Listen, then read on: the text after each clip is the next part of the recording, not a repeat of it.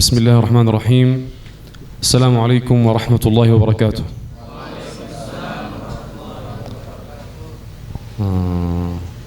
Saudara saudariku, aku cinta kalian karena Allah. Alhamdulillah. Innal hamdalillah nahmaduhu wa nasta'inuhu wa nastaghfiruh wa na'udzu billahi min shururi anfusina wa min sayyiati a'malina. Man yahdihillahu fahuwal muhtadi wa man yudlil fala hadiya lahu. Wa ashhadu an la ilaha illallah wa anna Muhammadan 'abduhu wa rasuluh balagha ar-risalata wa adda al-amanata wa nasaha al-ummah. صلى الله عليه وعلى آله وصحبه أفضل الصلاة وأتم التسليم. بداية لابد لي أن أعرفكم عن نفسي. أخوكم المحب لكم يوسف عواد من فلسطين، وتحديدا من مدينة نابلس جبل النار. سميت بذلك لأنها أذاقت المحتل الويلات، لأنها قدمت الشهداء والأسرى في سبيل الدفاع عن بيت المقدس وفي سبيل الدفاع عن دين الله تعالى. Bismillahirrahmanirrahim. Pertama-tama setelah beliau membuka dengan mengucapkan syukur kepada Allah Subhanahu wa taala dan mengirimkan salam salawat kepada Rasulullah sallallahu alaihi wasallam yang telah dengan sebab beliau telah menyampaikan risalah ini kepada kita semua. Kemudian beliau berta'aruf atau ingin memperkenalkan kepada kalian bahwa nama beliau adalah Yusuf Awwad. Jadi Yusuf Awwad itu nama bapaknya. Yusuf Awwad. Kenapa dinamakan Yusuf sama dengan nama bapaknya? Karena ketika itu beliau sampai sekarang belum pernah ketemu bapaknya dalam kandungan waktu itu, masih 3 bulan. Jadi ibunya menamakan beliau dengan nama Yusuf Awwad, dan beliau sangat bersyukur nama yang terkenal adalah nama bapaknya. Jadi tertulis adalah Yusuf Awwad. Kemudian beliau berasal dari Palestina, letaknya di kota Nablus. Kota Nablus terkenal dengan gunung api. Kota Nablus itu di dalam atau daerah Baitul Maqdis, kota Al-Quds atau Yerusalem yang biasa kita kenal. بالمناسبة أنا يوسف عواد الفلسطيني الأندونيسي، الآن في هذه الطاقية أصبحت الأندونيسي. Jadi beliau sebelum ke sini orang Palestina, setelah pakai topi itu jadi orang Indonesia. من أجمل الفلسطيني أم الأندونيسي؟ Cakep mana bilang? Kalau jadi orang Indonesia atau jadi orang Palestina? الحمد لله. لابد لي أن بداية أشكر مؤسسة صحابة الأقصى على جهودها التي تبذلها في دعم القضايا الإنسانية في كل الأمة، ونخص بالذكر في دعم القضية الفلسطينية. والشكر كذلك موصول للأخوة هنا في هذا المكان، في هذه الحركة، على دعوتهم لنا وسماحهم لنا باللقاء بكم. والشكر كذلك موصول إلى الشعب الأندونيسي العظيم الذي عودنا دائما بمساندته ووقوفه مع الشعب الفلسطيني ومع القضية الفلسطينية. فهناك بفضل الله تعالى ثم بفضلكم أنتم يوجد في غزة الآن المستشفى الأندونيسي. هذا كله بفضل الله تعالى ثم بفضل هذا الشعب العظيم وبفضل المؤسسات التي تخدم القضايا الإنسانية، ونخص بالذكر القضية الفلسطينية. Dan tidak lupa juga beliau mengucapkan rasa syukur terima kasih kepada Yayasan Sahabat Al-Aqsa, yang mana salah satu agenda Sahabat Al-Aqsa adalah membawa yaitu atau menjalin ukhuwah persaudaraan, tali silaturahim antara keluarga yang ada di Indonesia atau masyarakat Indonesia dengan keluarga-keluarga dan masyarakat yang ada di Palestina. Dan juga salah satunya adalah Sahabat Al-Aqsa dengan bantuan masyarakat Indonesia telah membangun rumah sakit Indonesia. Jadi rumah sakit ini rumah sakit yang dimiliki oleh masyarakat Indonesia yang terdapat di Palestina atau di Gaza. juga beliau berterima kasih kepada seluruh masyarakat Indonesia atas partisipasinya terhadap saudara-saudara kita yang ada di Palestina.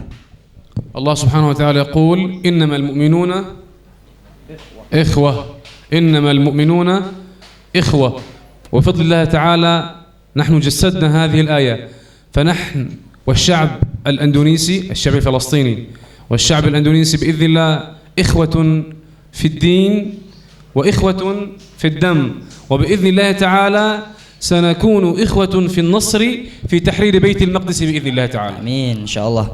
Sebagaimana Allah Subhanahu wa taala berfirman, sesungguhnya orang-orang mukmin itu bersaudara.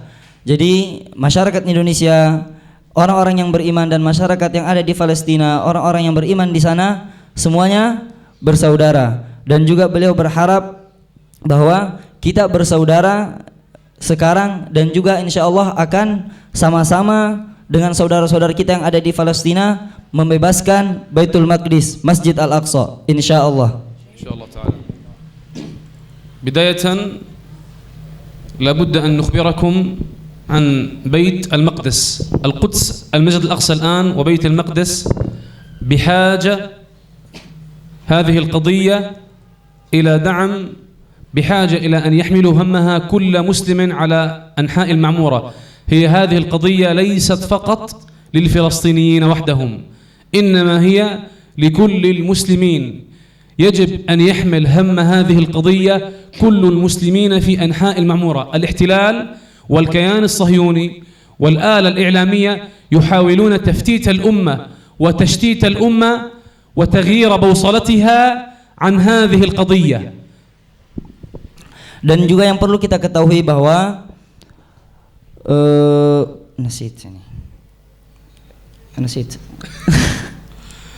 قلت أنه يجب أن يحمل همه.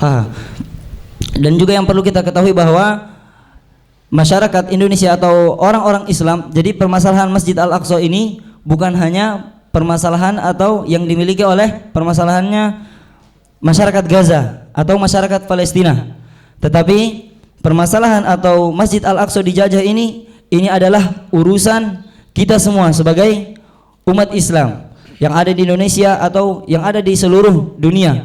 Karena salah satu tujuan Zionis Israel adalah memecah belah persatuan yang dimiliki oleh rakyat atau oleh masyarakat muslimin Indonesia, kaum muslimin dunia. إذا أردنا الذهاب إلى المسجد الأقصى المبارك لكي نصلي فيه نأخذ الإذن من هذا الاحتلال الغاصب. هم يسمحون لنا أن ندخل أو يعيدوننا من حيث أتينا. Jadi beliau ingin menyampaikan karena Masjid Al-Aqsa ini dijajah, dikepung. Jadi jika mereka atau orang-orang Palestina, pemuda Palestina ingin pergi ke Masjid Al-Aqsa melaksanakan sholat, harus mendapat izin dari Zionis Israel. Boleh dibolehkan masuk atau terserah mereka tidak membolehkan masuk. يعني نحن جيل الشباب الذين أعمارهم من 20 سنة إلى 40 لا يستطيعون في هذه الأيام المباركة، ونخص بالذكر أن الصلاة في المسجد الأقصى تعادل 500 ركعة، لا نستطيع أن ندخل لكي نصلي في المسجد الأقصى المبارك. لماذا؟ لأن الاحتلال لا يسمح لنا. إذا أردنا أن نذهب فإننا نذهب متسللون، يعني هناك مخاطر كثيرة تحفنا.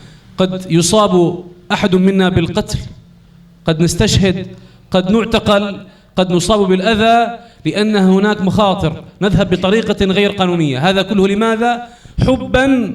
حبا لهذا البيت المقدس، حبا للمسجد الأقصى المبارك.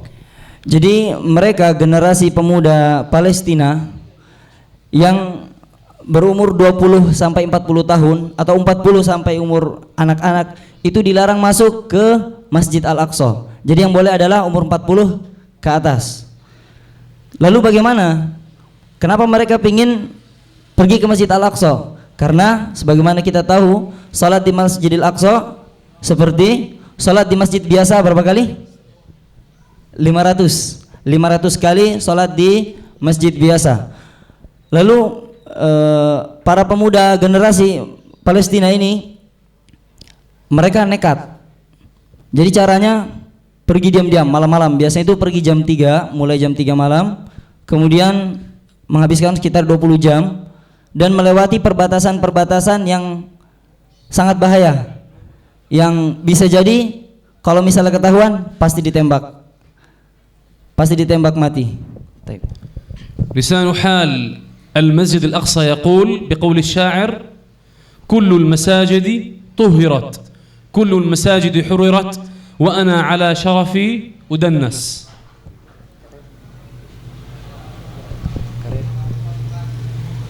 كل المساجد حررت وأنا على شرفي أدنس. كمل.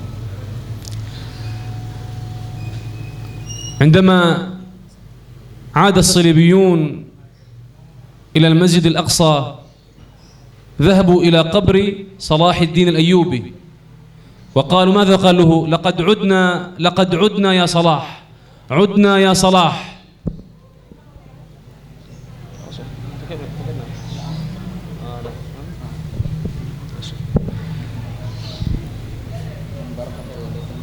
تمام.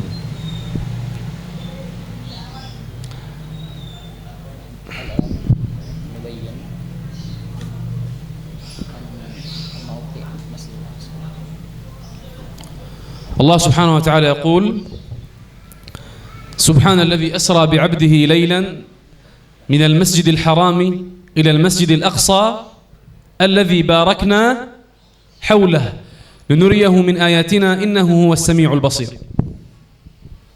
هنا نتحدث ونبين لكم عن مركز البركة الذي باركنا حوله، نبين لكم بعد قليل في سلايدات إن شاء الله. Allah Subhanahu wa taala berfirman pada ayat pertama dari surat Al-Isra, segala puji bagi Allah Subhanahu wa taala yang telah memperjalankan hambanya, yaitu siapa? Rasulullah sallallahu alaihi wasallam, dari Masjidil Haram ke Masjidil Aqsa alladzi barakna haulah, yang mana Allah telah berkahi sekitarnya, kelilingnya. Nah, ini yang perlu kita ketahui bersama.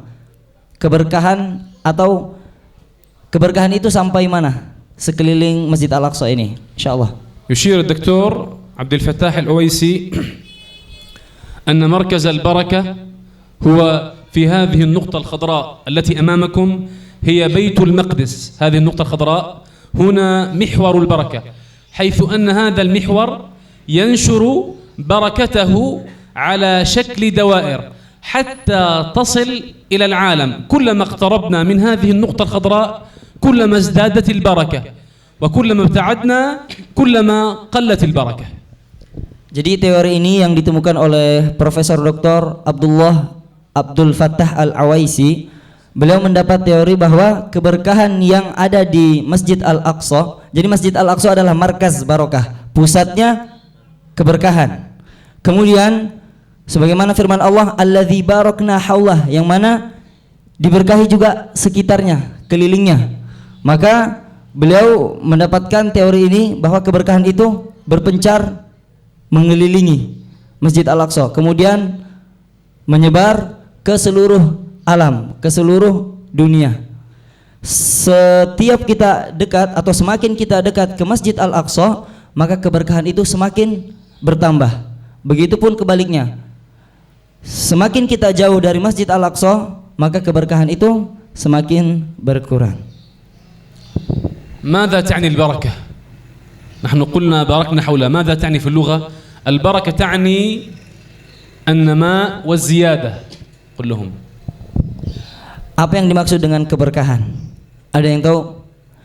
Keberkahan itu maksudnya adalah bertambahnya kebaikan atau meningkatnya kebaikan yang kita dapatkan. هنا نبين لكم. البعض يظن أن هذه القبة الصفراء هي المسجد الأقصى. لو أسألكم ما هذه القبة الصفراء هنا؟ Siapa yang tahu kubah yang kuning itu kubah apa? Kubah masjid apa? Masjid Al-Aqsa. Nah, itu pengetahuan yang salah. Jadi beliau mengatakan tadi, banyak orang yang masih mengatakan kubah kuning itu kubah Masjid Al-Aqsa. هذه قبة الصخرة. Ini namanya kubah sakhar. Kubah sakhar. القبة المشرفة. المسجد الأقصى هو في هذه الحدود الحمراء. كل ما داخل هذه الساحات هذه الحدود الحمراء هو المسجد الأقصى المبارك. Jadi yang perlu kita ketahui bahwa luasnya Masjid Al-Aqsa adalah seluas garis merah itu. Lihat ya. Seluas itu. Jadi bukan hanya yang di bawah kuning, di bawah kubah kuning ataupun di bawah kubah hitam.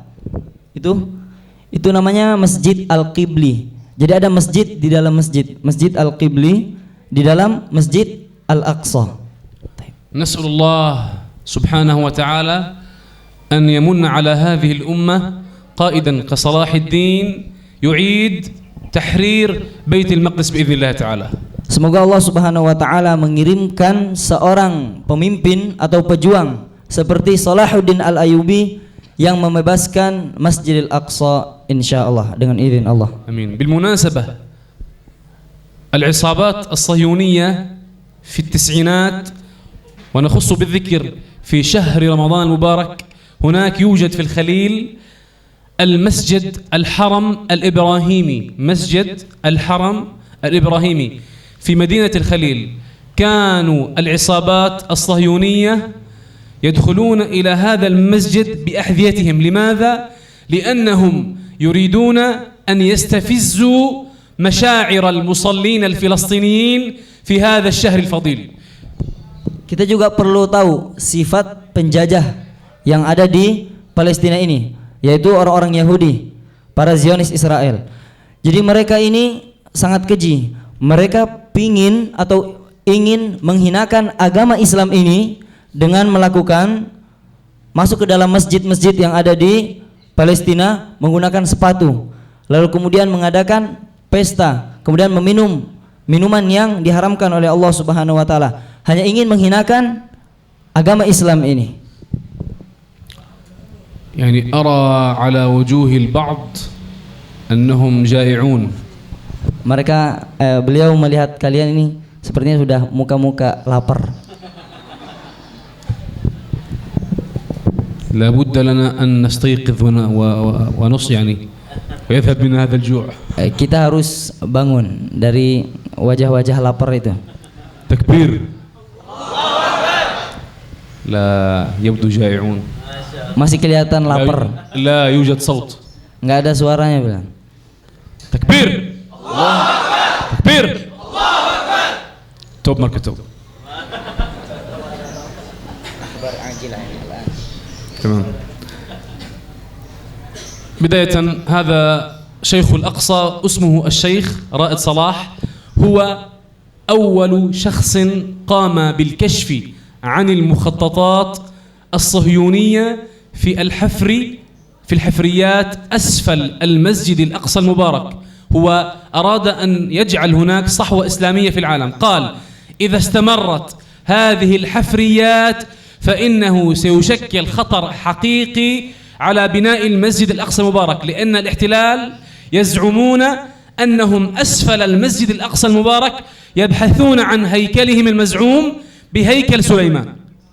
Jadi salah satu rencana busuk Zionis Israel adalah ingin menghancurkan Masjid Al-Aqsa ini, yaitu kiblat kita yang pertama. Kemudian Syekh Ra'ad Salah, beliau pernah ditangkap di penjara Zionis Israel, lalu kemudian mengetahui bahwa ada tujuan jahat yang dimiliki oleh Zionis Israel ingin menghancurkan Masjidil Aqsa dengan cara menggali di bawah Masjid Al-Aqsa. Jadi nggak langsung dihancurin dari atas, nggak langsung ditembak, digali dengan dalih apa? Dengan dalih ingin mencari kuil atau haikal Nabi Sulaiman. Jadi kan di bawah ada haikalnya Nabi Sulaiman. Jadi alasannya pengen itu. Tapi tujuan utamanya adalah ingin menghancurkan Masjid Al-Aqsa, yaitu jantungnya umat Islam. بهذا بالسابق اعتقلوه والآن يحاولون طرده من بيت المقدس.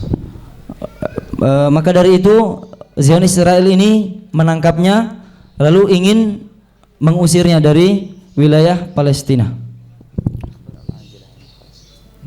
يعني هنا بداية نحدثكم عن في المحور الثاني عن أهل غزة الطاهرة، عن أهل غزة الذين ضحوا بكل ما يملكون في سبيل الدفاع عن هذه القضية وفي سبيل الدفاع عن هذه الأمة الإسلامية وفي سبيل الدفاع عن دين الله تعالى. Jadi sekarang beliau ingin membahas tentang penduduk Gaza. Jadi penduduk Gaza itu terletak di luar atau di luar Baitul Maqdis. Jadi ada juga yang perlu kita ketahui bahwa Masjid Al-Aqsa akan dibebaskan bukan dari dalam, bukan dari penduduk Baitul Maqdis, bukan dari beliau kan dari Nablus, dari dalam Baitul Maqdis, tapi dari luar Baitul Maqdis. Nah, makanya mereka masyarakat yang ada di daerah Baitul Maqdis melemparkan harapan kepada penduduk Gaza. Dan alhamdulillah Gaza sejauh ini sudah mampu memberikan perlawanan kepada Zionis Israel. يعني هناك مسيرات في غزة منذ رمضان الماضي إلى رمضان في هذه السنة، مسيرات مستمرة اسموها مسيرات العودة الكبرى. ما هذه المسيرات؟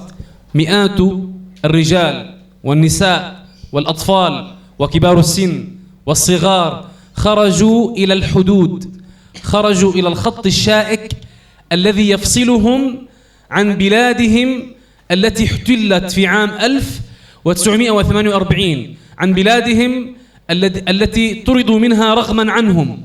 خرجوا لماذا؟ فقط يطالبون بالعودة إلى بلادهم، يطالبون بالعودة إلى ديارهم، يطالبون بالعودة إلى القدس، إلى كل البلاد، إلى وطنهم الذين أخرجوا منه إجبارا بالكره. Jadi dari sejak tahun lalu ada perjalanan masyarakat Palestina atau masyarakat Gaza yang mereka telah diusir oleh Zionis Israel dari kampungnya, yaitu dari Gaza dan umumnya dari Palestina. Kemudian dari tahun yang lalu mereka berbondong-bondong dari anak-anak sampai orang tua menuju Gaza. Mereka ingin kembali ke tanah leluhur mereka. Tapi apa yang dilakukan Zionis Israel? Mereka menembak semua tanpa melihat anak kecil, tanpa melihat orang tua, tanpa melihat anak-anak muda atau perempuan. ولكن هذه الآلة الصهيونية لا تعرف ولا تفرق بين النساء والرجال والأطفال، يطلقون الرصاص على ما يشاءون، يقتلون الأطفال، الرضع، طفل عمره 7 سنوات ماذا سيفعل لجيش محمل بالسلاح والطائرات؟ نساء، رجال، كبار السن، يطلقون الرصاص على ما يشاءون. Jadi Zionis Israel ini tidak melihat ini orang tua, ini anak kecil, semua ditembakin. Bahkan ada anak kecil yang berumur 7 tahun juga dibunuh, ditembak. Apa dosa mereka? Enggak ada dosa mereka. ولكننا المشكلة الكبرى أن العالم والأمة الإسلامية نائمة. لو قتلت هرة، قطة في العالم الغربي لكافة مؤسسات الحقوق والمؤسسات الدولية، ونراها على الفيسبوك ومواقع التواصل الاجتماعي، ورأينا التضامن، بينما عندما تراق دماء المسلمون كلهم يصمتون، وكأن دماء المسلمين بالنسبة لهم لا قيمة لها. Permasalahannya adalah dunia tidak melihat ini semua, tidak melihat apa yang terjadi di Palestina. Bayangkan ada seekor kucing yang mati di Eropa atau di negeri Eropa, semua orang memberikan perhatian kepada seekor kucing ini yang mati. Dibandingkan ketika darah umat muslimin, umat Islam di Palestina tumpah begitu saja, tidak ada sama sekali dunia yang memberikan perhatian kepada mereka. قبل يومين في غزة هاشم أو 3 أيام الماضية هناك كان قصف من قبل هذه الآلة الصهيونية على المواطنين العزل في غزة. هناك سقط أكثر من 25 شهيدا ومئات الإصابات في صفوف الفلسطينيون. هذا كله في شهر في أول أيام هذا الشهر الفضيل، أول أيام شهر رمضان المبارك. Berkenaan dengan kabar terbaru yang terjadi di Gaza, itu sekitar 3 hari yang lalu atau 4 hari yang lalu telah terjadi serangan dari Zionis Israel kepada atau terhadap Gaza. Dan ini kita bisa lihat videonya. يعني في هذا الفيديو بفضل الله تعالى رشقات من أبطال المقاومة ردا على هذا العدوان. رشقات مئات الصواريخ أطلقت من غزة ردا على هذا العدوان الإسرائيلي. Dan yang perlu kita ketahui, dan ini sebagai kabar gembira bagi kita dan umumnya bagi kaum muslimin, bahwa Gaza, pejuang Gaza, mereka tidak diam. Meskipun dahulu mereka berjuang dengan mushaf dan sebilah pisau, tetapi mereka bisa membuat rudal sendiri untuk melawan serangan-serangan terhadap atau kepada Zionis Israel. Dan korban yang terjadi pada pejuang Gaza itu sekitar 25 yang syahid insyaallah. Sedangkan ini adalah balasan yang dilakukan oleh pejuang Gaza.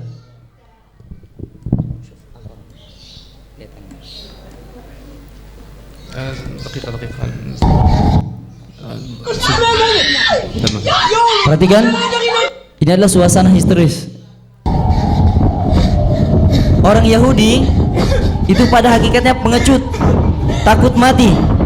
Sebagaimana pejuang Gaza mencintai kematian, mereka mencintai kehidupan. Jadi berbalik ini. Sebagaimana yang beliau pernah sampaikan, para tentara Gaza, para tentara Zionis Israel, mereka takut melawan pejuang Gaza. Mereka mengatakan bahwa kami tidak memerangi, kami enggak mau berperang, kami enggak mau memerangi Bashar, kami bukan memerangi manusia. Mereka itu orang Gaza, itu orang Palestina, bukan manusia. Mereka mengatakan syaitan. Mereka mengatakan mereka itu syaitan, sangat berani, enggak takut mati. Kemudian maju gitu loh, muncul di sini. Mungkin itu adalah pertolongan Allah Subhanahu wa taala. لهذا كما رأيتم في الحروب السابقة كانوا يبكون. ماذا يقولون باللغة العبرية؟ باللغة العبرية يقولون إما ماذا يعني؟ نريد ماما. Jadi ada suatu kejadian, tentara dari mereka itu ketika disuruh berperang takut, sampai mereka teriak ini dengan bahasa Ibrani. Maksudnya itu mama, nyariin mamanya. Padahal mereka itu tentara. لهذا نحن هم في حروبهم خوفا من هذه الصواريخ ومن أبطال المقاومة. ماذا يلبسون فوط البمبرز الأطفال. لذلك يقولون عن أنفسهم بأنهم الجيش الذي لا يقهر. نحن نسميهم جيش البمبرز. Jadi karena mereka itu sangat pengecut, jadi pejuang-pejuang Gaza dan masyarakat Gaza menamakan mereka itu tentara Pampers. Karena mereka pengecut, takut terhadap serangan yang dilakukan oleh pejuang Palestina. Mereka takut pergi sendiri ke toilet untuk buang air, takut. Jadi mereka pakai Pampers, maka dinamakan tentara Pampers. لهذا ماذا يقول الله عنهم ولا تجدنهم أحرص الناس على حياة، يحبون الحياة، يتمسكون بالحياة، لا يريدون الموت. لكن أبطال المقاومة في غزة أحرص الناس على الشهادة في سبيل الله تعالى، أحرص الناس على الاستشهاد في سبيل هذا الدين وفي سبيل هذه القضية. Bagaimana Allah Subhanahu wa taala berfirman, kalian akan mendapati mereka, yaitu orang-orang Yahudi, mereka itu sangat mencintai dunia, sehingga kita bisa lihat ketika mendengar serangan yang terjadi, mereka sangat takut. Mereka sangat takut menemui kematian, dan ini adalah histeris. Salah satu keluarga Yahudi ketika melihat meroket pejuang Gaza atau roket pejuang Gaza yang mendarat di pemukiman ilegal Israel.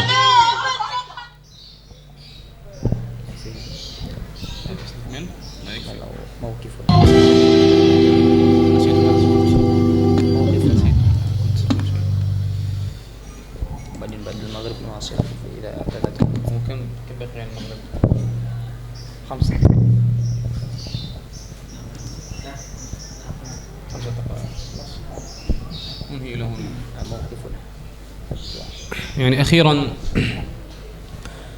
ما نود قوله ما هو موقفنا كأمة اتجاه هذه القضية.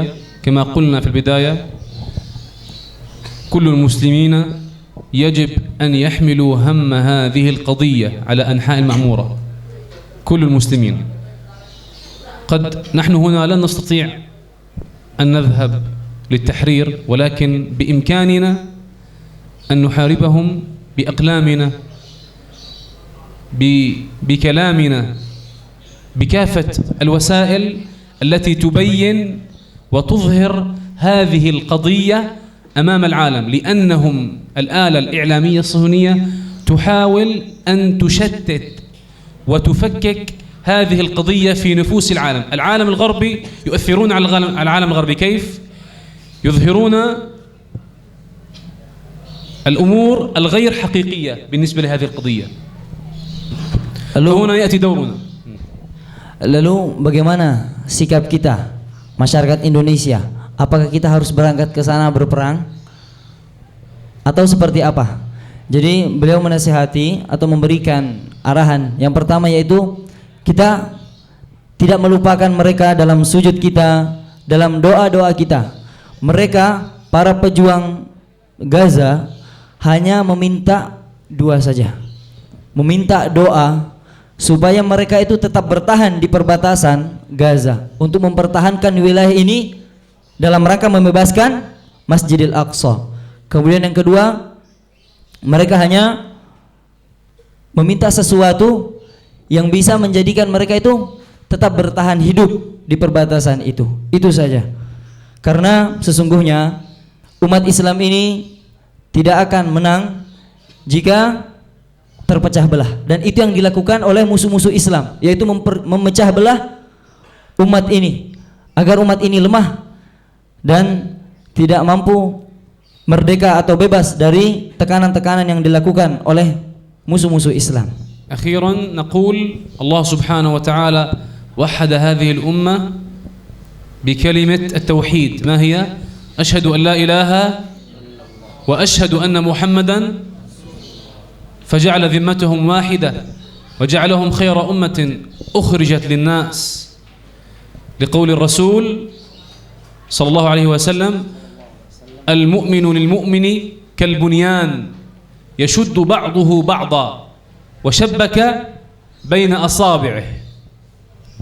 Sebagaimana Allah Subhanahu wa taala berfirman, sesungguhnya umat ini akan menang jika bersatu, dan umat ini tidak akan menang jika tidak bersatu. Sebagaimana Rasulullah SAW juga bersabda, sesungguhnya orang mukmin dengan orang mukmin yang lainnya bagaikan bangunan yang mana saling menopang, saling menguatkan satu sama lainnya.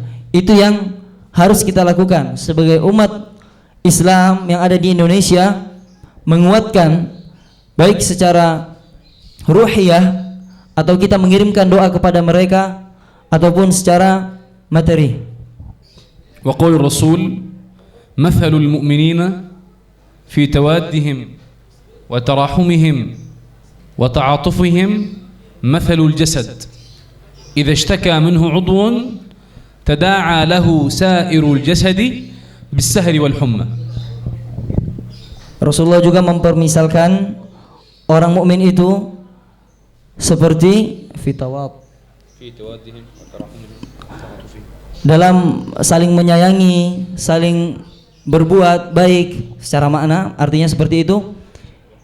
Itu bagaikan satu tubuh. Jika salah satu anggota tubuhnya terasa sakit, maka semua merasakan sakit. Itulah yang dipermisalkan oleh Rasulullah sallallahu alaihi wasallam.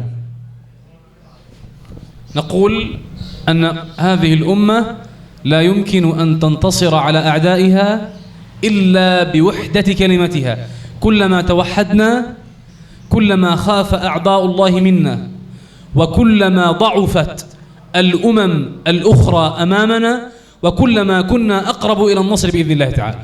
Sekali lagi beliau menegaskan bahwa umat Islam ini tidak akan menang atau tidak akan diberikan pertolongan oleh Allah Subhanahu wa taala jika tidak bersatu. Semakin kita atau semakin umat Islam ini bersatu, semakin kuat, maka musuh-musuh Islam semakin lemah. Begitupun sebaliknya. Semakin kita lemah, maka musuh-musuh Islam akan semakin kuat dalam atau ingin menghancurkan Islam ini. استبشروا خيرا فالنصر بإذن الله قادم لا محالة ونسأل الله سبحانه وتعالى الذي جمعنا هنا بكم أن يجمعنا في رمضان القادم في ساحات المسجد الأقصى المبارك بإذن الله فاتحين.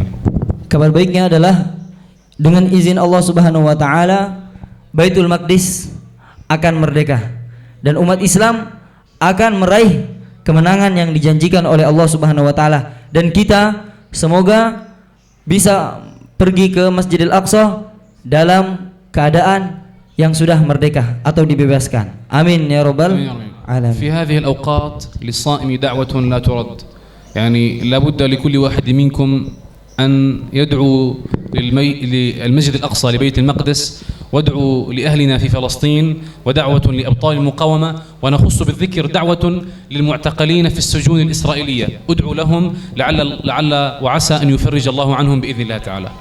Pada waktu yang mendekati iftar ini, buka puasa, adalah waktu yang mustajab untuk kita mengirimkan doa kepada saudara-saudara kita yang ada di Gaza, umumnya yang ada di Palestina. Juga tidak lupa kita kirimkan doa kepada saudara-saudara kita yang dipenjara di Gaza, karena beliau ini salah satu yang pernah ditangkap 2 bulan lalu baru keluar, dan alhamdulillah bisa ke Indonesia. Nanti insyaallah kalau misalnya ba'da maghrib, setelah ini kita akan sharing tentang bagaimana kok bisa beliau itu ditangkap, nggak ada salahnya apa-apa. Nanti insyaallah kita ceritakan ba'da maghrib. Ya, alhamdulillahirrahmanirrahim. Jazakumullah khairan katsira. Kami ucapkan kepada Syekh Awad dan Ustadz Bahrul Ilmi yang telah memberikan paparannya, Masya Allah. Insya Allah akan kita sambung kembali nanti pada sholat maghrib, dan insya Allah nanti kita akan sambung dengan sholat tarawih berjamaah. والله لا أعلم من أين أبدأ. هذه قصة حزينة. Sebenarnya ini kisah yang menyedihkan. لا هي قصة حزينة. طيب الحمد لله.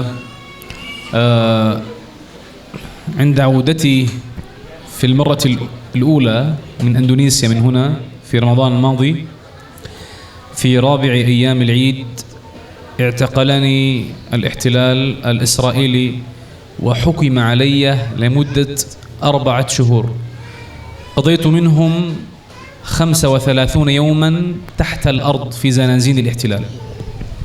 Jadi tahun lalu ketika beliau dari Indonesia, baru balik dari Indonesia, 3 hari langsung dijemput tentara Zionis Israel, kemudian ditahan sekitar 4 bulan. 35 hari pertama itu di dalam tanah, di penjara dalam tanah. Itu masih penyelidikan. Jadi belum ditetapkan sebagai tersangka atau bersalah, ya penyidikan. Dan penyidikan itu sudah dikurung di dalam tanah sekitar 35 hari. كل هذا لماذا؟ فقط لأننا كنا في الجامعات عندما كنا طلاب نريد أن نشكل وعيا لدى أبناء جامعاتنا لدى الطلبة بخصوص هذه القضية. فقط الاعتقال سببه هو الكلمة والمعرفة الآن هي أقوى من السلاح. لماذا؟ لأن في الكلمة وفي المعرفة أنت تشكل وعيا لدى الشباب بهذه القضية، وهذا الوعي عندما تشكله هو سيكون بإذن الله مفتاح التحرير لبيت المقدس. Jadi pertanyaannya, kenapa beliau ditangkap? Apa sebabnya? Sebabnya hanya karena sebuah ucapan, atau kita bisa bilang lisan. Kenapa? Beliau dahulu ketika di kampusnya kuliah, beliau itu buat acara atau pergerakan yang mana di situ memberikan edukasi tentang Baitul Maqdis. Kita harus bebaskan Baitul Maqdis ini karena ini adalah tempat yang disucikan oleh Allah Subhanahu wa taala. Jadi hanya menyampaikan itu saja melalui lisan. Jadi buat kayak semacam seperti ini, kemudian menyampaikan kita harus seperti ini. Nah, itu yang dilakukan di sana. لهذا هم يحاربون طلبة الجامعات، أبناء الجامعات، الشباب الجامعي، من يحمل هذا الفكر ومن يحمل فكر المقاومة. يعني كنا في جامعاتنا هناك معارض، هذه المعارض هدف منها تبين الوحشية الإسرائيلية على الفلسطينيين في غزة وفي القدس، كيف يقتحمون البيوت وكيف يعتقلون الشباب وكيف يحرمونهم من إكمال تعليمهم الجامعي. Jadi pemerintah Zionis Israel ini dia menguasai universitas-universitas atau kampus-kampus yang ada di Palestina. Jadi misalnya ada suatu pergerakan yang mana memberikan semangat bagi para pemudanya atau mahasiswanya untuk membebaskan Baitul Maqdis, maka ditangkap. Begitu juga yang dilakukan misalnya menyampaikan di media. Jadi apapun itu yang berbentuk atau sesuatu yang memberikan semangat kepada pemuda-pemuda Palestina untuk membebaskan Baitul Maqdis, semua ditangkap. Jadi ada cerita ketika beliau masuk, kemudian ditanya, salahmu apa? Ma khata'uka ini? قلت يعني هو أننا نساهم في نشر هذه الدعوة وفي نشر هذه القضية الفلسطينية عن طريق الكلمة. يعني إذا كتبنا على الفيسبوك نحاسب عليه، إذا تحدثنا في خطاب في مظاهرة أو في مسيرة فإننا بعد يوم أو يومين نحاسب عليه. حتى في الجامعات نحاسب. هذا هو الاحتلال. لا يريد منا أن نشكل وعي لدى الجمهور الفلسطيني. يريد الهدف فقط هو يريد أن يبعدنا عن هذه القضية وأن ينسينا هذه القضية. Yang mereka mau, yang Zionis Israel mau adalah menjauhkan pemikiran-pemikiran pemuda Palestina dalam mementingkan Masjidil Aqsa. Jadi itu yang mereka mau. Jadi jika ada gerakan atau sebuah postingan tentang bagaimana pentingnya Masjid Al-Aqsa atau Baitul Maqdis, misalnya kita upload di Facebook atau di Twitter dan sebagainya, besok keesokan harinya langsung dijemput. Dan itu yang dialami beliau. Pintunya didobrak, kemudian dijemput, langsung dibawa. Dan yang pegang beliau itu ada 10 tentara. Itu yang cuma pegangin beliau. 10, padahal nggak bawa apa-apa. Kemudian yang kelilingin rumahnya ada lagi. ولكننا بفضل الله تعالى الشباب حتى في داخل السجون لديهم قاعدة ماذا تقول؟ مهما فعلوا بنا من قتل وتشريد وأسر واعتقال، القاعدة لن نترك العمل مع الله تعالى، لن نترك العمل مع الله سبحانه وتعالى. Tapi para pemuda atau pejuang Palestina ini punya kaidah.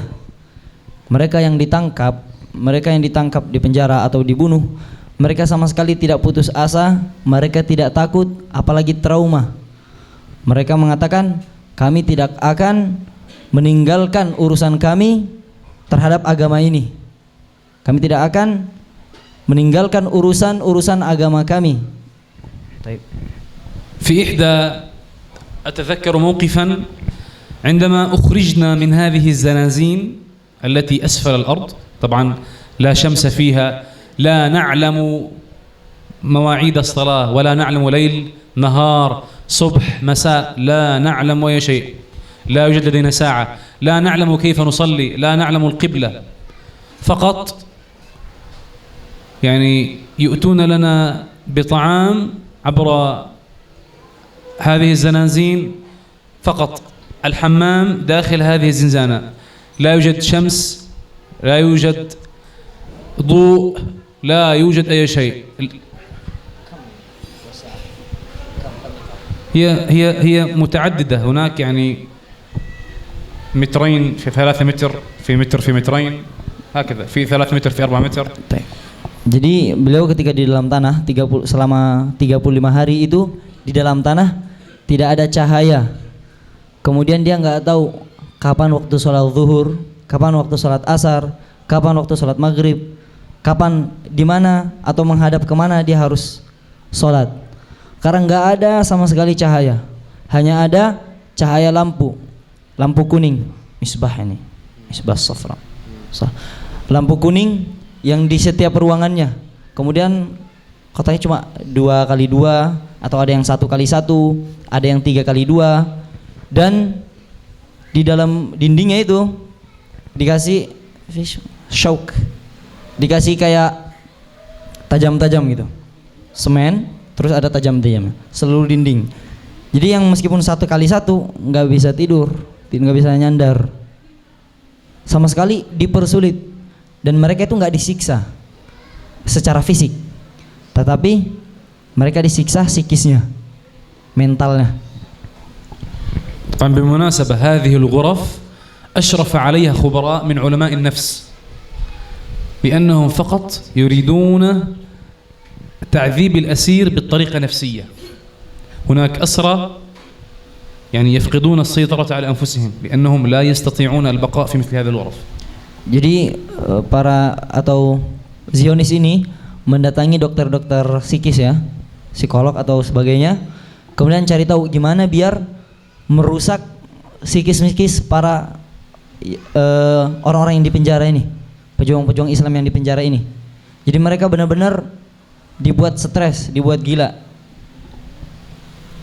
بالمناسبة أتذكر هذه القصة عندما خرجنا في ناقلة الأسرة، هي سيارة كبيرة شاحنة تنقل الأسرة. هذه الشاحنة يوجد فيها صناديق صغيرة، عبارة عن غرف في هذه الشاحنة، صناديق كلها من حديد، يعني أنت طوال الوقت تجلس على الحديد. رأينا امرأة موجودة كانت في إحدى الصناديق. Jadi suatu hari pernah beliau ketika ingin dipindahkan dari satu tempat ke tempat yang lain menggunakan mobil tahanan itu, dan di mobil tahanan itu ada per orang sendiri, dalam satu kotak sendiri, dan itu tertutup besi semua, kursinya juga besi, jadi dia duduk juga besi, dan itu nggak bisa ngapa-ngapain, qiyam atau julus al hadid. Jadi cuma bisanya duduk, kemudian terborgol dan nggak bisa kemana-mana. Kemudian beliau melihat di kotak sebelahnya ada seorang ibu-ibu, ada seorang ibu-ibu juga di situ. طبعا أنت في حينها تكون مقبل اليدين والرجلين. المهم يعني نحن الشباب يعني ننزعج عندما نرى كبار السن يعني كيف لهم أن يتحملوا.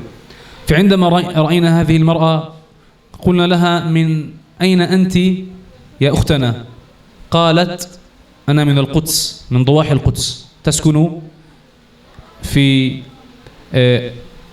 مكان قريب من المسجد الأقصى المبارك. قلنا لها: ما تهمتك؟ كانت مكبلة اليدين والقدمين وكانت جالسة. ما تهمتك؟ قالت: تهمتي الوحيدة أنني وضعت صورة ولد الشهيد على صفحة البروفايل على الفيسبوك، يعتقلونها، قتلوا ابنها وهدموا بيتها، ولأنها وضعت صورة ابنها وضعوها في السجون الإسرائيلية. Jadi beliau kan di dalam situ. Kita ini pemuda aja nggak tahan. Kemudian dia melihat di kotak sebelahnya ada seorang ibu-ibu yang sudah berumur, juga sama yang dialami beliau, yaitu diborgol tangannya, kakinya, kemudian duduk nggak bisa ngapa-ngapain. Akhirnya beliau bertanya, wahai ibu, apa tuhmatmu? Apa tuduhanmu? Kesalahanmu apa sehingga kamu bisa juga di dalam sini? Apa dia bilang, atau ibunya bilang, kesalahan saya hanya satu. Apa itu? Kesalahan saya, anak saya dibunuh, rumah saya dihancurkan, kemudian saya hanya sekedar mengupload foto anak saya yang syahid ini di Facebook, meminta keadilan. Hanya itu. Hanya mengupload foto anaknya yang syahid, rumahnya dihancurkan, lalu ibu ini ditangkap.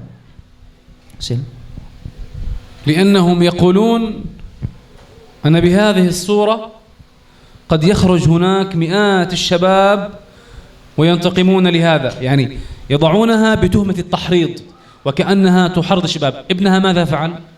ابنها يعني المواطنون في القدس يعانون من ضغوط كثيرة، فولدها طعن جنديا قتله،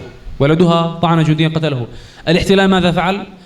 هجروها من بيت المقدس وهدموا بيتها واعتقلوها. والله رغم أنها مكبلة اليدين والقدمين وكانت في هذا القفص إلا أنها صابرة، تقول: عندما أخرج سأنجب الولد والولدين والثلاثة وكلهم يحاربون في سبيل بيت المقدس وفي سبيل الدفاع عن بيت المقدس. Allahu Akbar. Jadi Kenapa ketika ibu ini mengupload foto anaknya yang dibunuh kemudian ditangkap? Hanya karena mereka Zionis Israel itu takut jika foto ini diupload kemudian diceritakan sebab anak ini dibunuh dan rumahnya dihancurkan, maka mereka takut pemuda-pemuda pejuang Palestina itu akan bangkit. Karena apa? Anak ini dia itu membawa pisau dan berhasil membunuh salah satu tentara Zionis Israel. Kemudian cerita ini dikisahkan lalu dibunuh. Mereka takut akan ada pemuda-pemuda yang melakukan hal yang sama, sesuatu yang dilakukan oleh anak ini. Dan yang perlu kita ketahui bahwa ibu ini ibu yang sangat kuat. Beliau sangat sabar dan tetap mengatakan kepada beliau, ibu ini, saya akan, jika saya keluar dari penjara ini, saya akan melahirkan 1, 2 atau 3 atau lebih pemuda atau anak dan akan memerangi Zionis Israel sebagaimana anak saya yang telah dibunuh. طيب أذان العشاء. جزاكم الله خيرا، بارك الله فيكم، شكرا جزيلا لحسن استماعكم. فلتجهزوا أنفسكم لصلاة العشاء وصلاة التراويح إن شاء الله.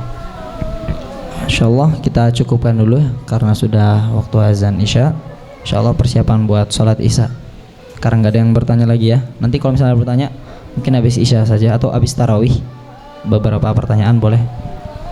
سامحونا على إطالتنا، نعتذر. Beliau minta maaf nih kepanjangan.